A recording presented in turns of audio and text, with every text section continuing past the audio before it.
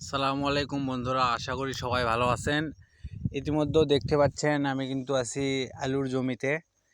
এই যে আলুর বিছন কিন্তু কেনা পড়ছিল 4,500 টাকা মন। আলুর বিছন কেনা পড়ছিল, সেই আলু এখন মনে বিক্রি করতেছি 600 টাকা। তারা কত টাকা লাভ হচ্ছে আপনি একটু হিসাব করে দেখেন।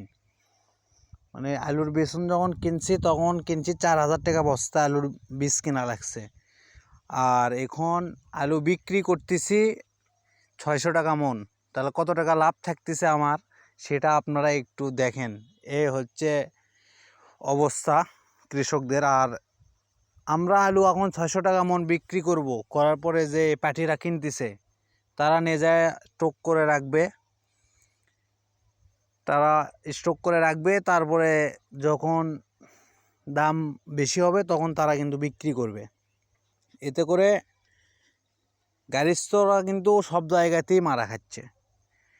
আলু কিনলো বেশি দামে, বীজ কিনলো 4,000 টাকা বস্তা মন, আর বিক্রি করতেছে কিন্তু 600 টাকা মনে আলু বিক্রি করতেছে, নতুন আলু।